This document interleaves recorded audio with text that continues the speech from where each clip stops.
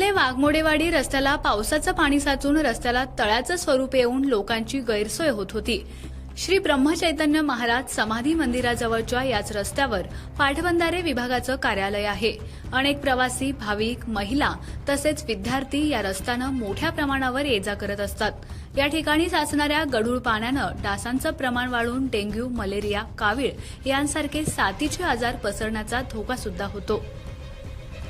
या रस्त्याच्या दुरुस्तीबाबत संबंधित प्रशासनाला वारंवार सांगून देखील याकडे जाणून बुजून दुर्लक्ष केलं जात होतं। त्यामुळे या पाण्याची विल्हेवाट लावून रस्त्याची तात्काळ डागडुजी न केल्यास मनसे आंदोलन करणार असल्याचा इशारा मनसेचे जिल्हाध्यक्ष धैर्यशील पाटील यांनी दिला होता। या इशाऱ्याची दखल घेऊन आंदोलनाआधीच संबंधित ठेकेदार व प्रशासनानं मुरुम टाकून रस्ता दुरुस्त केला।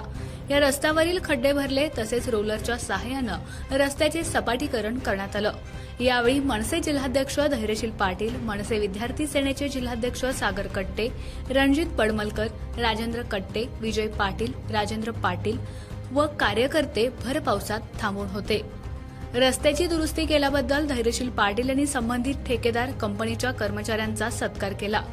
या कामामुळे नागरिकांनी मनसेचे आभार मानले।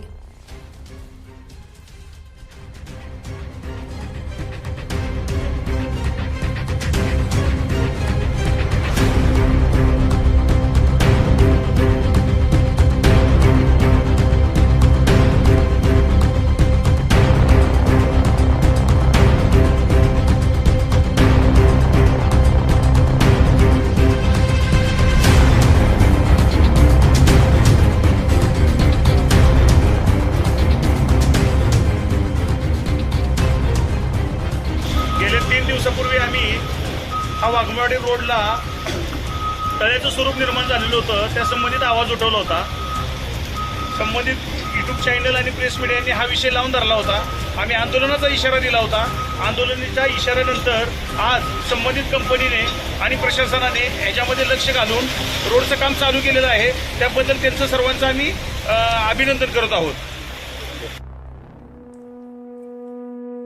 आमच्या खबर गावाकडची या चॅनेलला सबस्क्राईब करा, लाईक करा आणि आमचे व्हिडिओ शेअर करा।